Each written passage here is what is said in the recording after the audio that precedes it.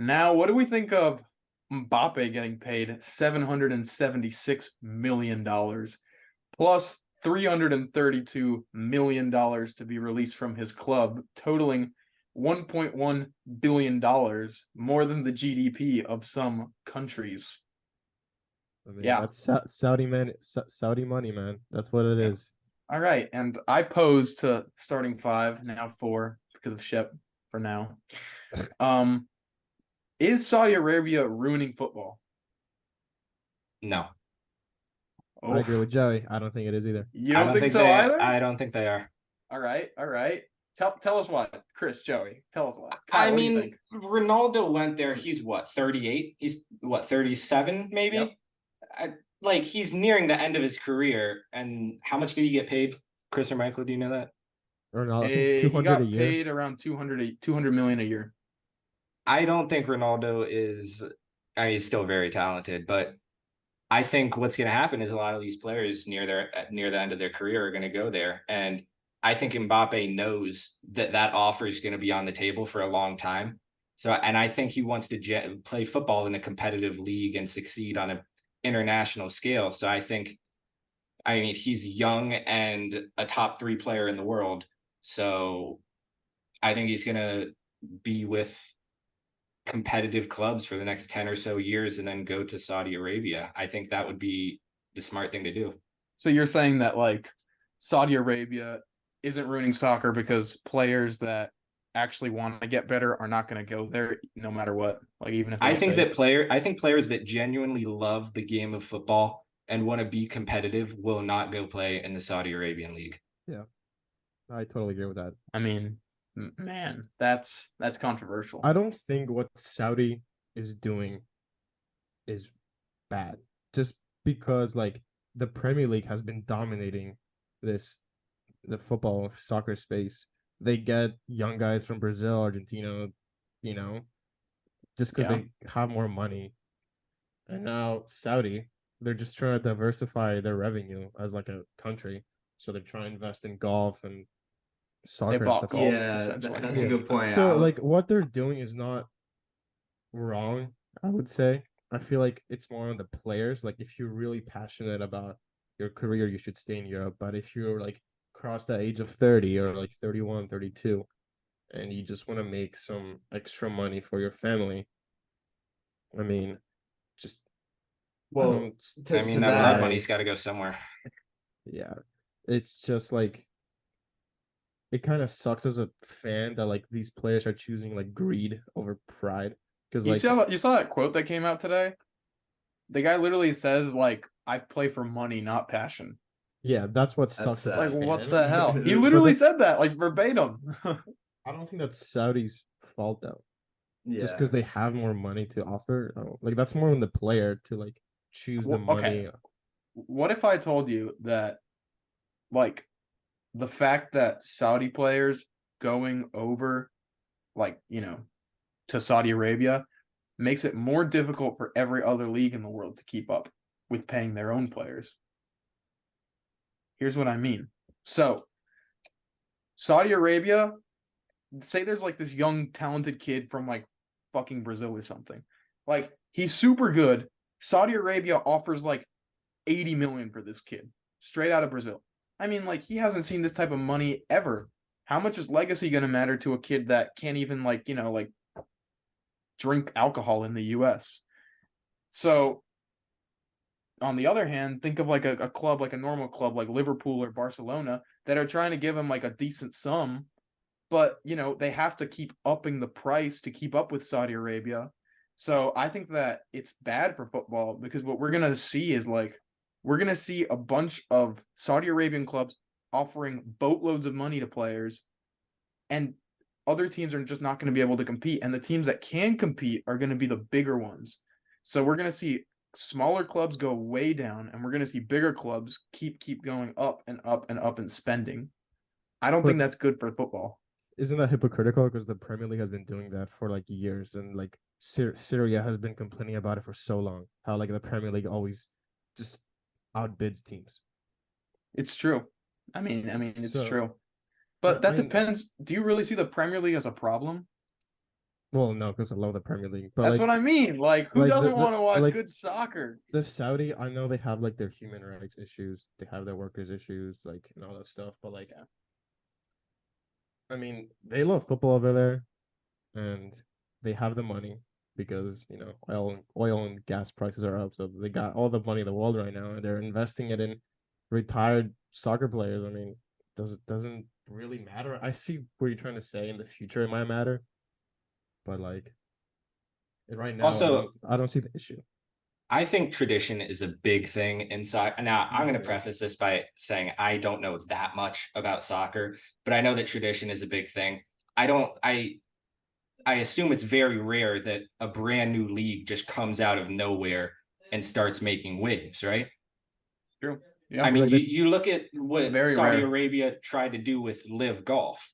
To be honest, I mean, the PGA Tour and Live Golf merged, but Live Golf was not that successful.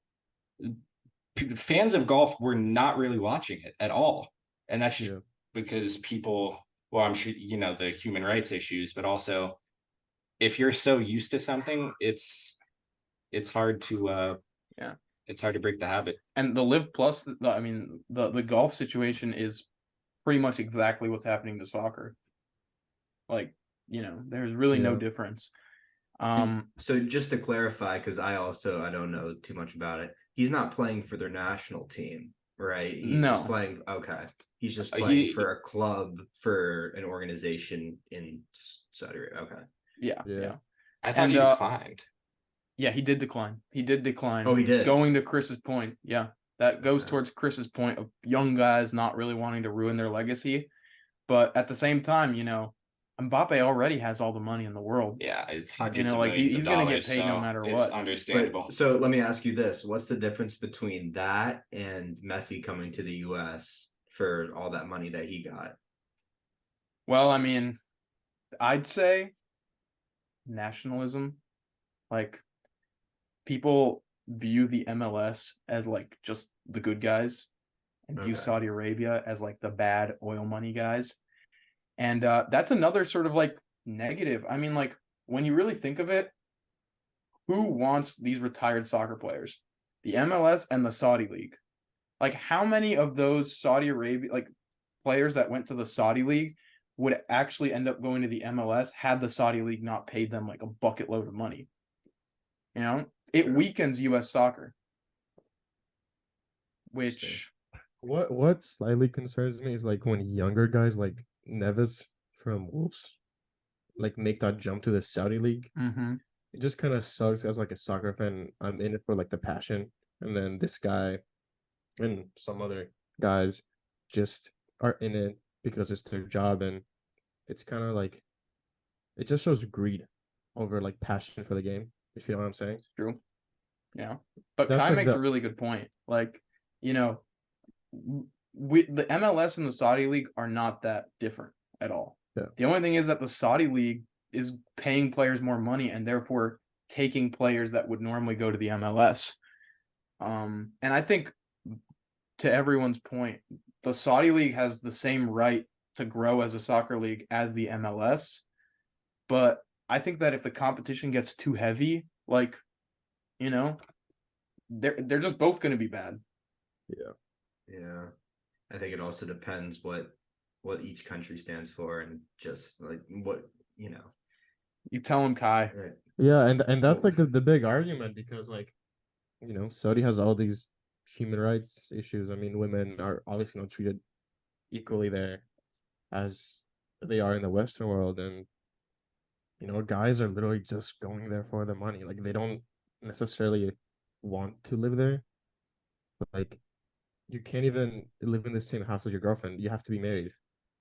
I Yeah. mean, it's a different culture. You have to respect it, but at the same time, Didn't they make like a rule that excludes Ronaldo from that? Because he's not married They to did, his yeah. because he's not married to his girlfriend, and they like made a rule where it's like, oh, like you may not like sleep with your girlfriend unless you're Cristiano Ronaldo, in which case it's totally cool. It's like I mean, I don't know. That's crazy. I'm kind of very conflicted on it because while I would love to see the MLS grow from the players that would normally go to Saudi Arabia, I also think that football isn't something that, needs to be controlled to have only one place that has good football and then the rest have bad football. For Yeah. sure. Very It's just- conflicting. It's very interesting because I think if I'm not mistaken, China tried to do something similar, Hmm. but it Yeah. did not work. I don't exactly know why it fell through. I know definitely part of it was because the younger guys didn't want to go, but for some reason this Saudi thing, it seems to be working. I feel like it is because of Ronaldo. He kind of has pushed more players to join that league. I mean, it's the And Messi versus Ronaldo. It's eternal. yeah, Like people are gonna want to go to Saudi Arabia to Ronaldo, and some people are gonna want to go to the US to Messi. yeah. Obviously, we want people to go to the US, but you never really know. Yeah. I don't know. Where can I even watch those Saudi Arabian games? The deep dark I'm not gonna web. say the names of streams, but if you guys personally hit me up, I will slide you some of these streams. I want to watch my boy Roberto Firmino for Al Ali. I don't know where. All Atihad. All I Atihad. don't know where I can watch him play. Yeah, well, I mean, it's hard to watch MLS games too. Who has Apple TV Yeah. Plus? You have to pay for Apple TV, and then you have to pay for MLS League Pass within Apple TV. It's ridiculous. We're gonna have to do another segment on just streaming and everything because We Oh my do. gosh, It- so yeah. true. it was So true, man. because it's getting ridiculous. Dude, I like Paramount Plus, Peacock, Yeah. Apple TV. Yeah. It's I was trying to ridiculous. watch. I can't remember what game it was last year, but I think it was a Notre Dame college football game. And I turn on the TV, I can't find it. You have to pay for it on Peacock. Oh That's my gosh, wild. that's heinous. That is They're, heinous. they're taking advantage of us, Joey. That's right. They hate to see us win. They hate to see us watch sports. They know we won't miss the game, so might as well make us pay for it. Yeah, no, I've seen rumors too about the Super Bowl going to pay-per-view That's No, ridiculous. That won't. There's no. That would make them so No much way. money. because everybody would pay for that. That would Anybody make them so much freaking money.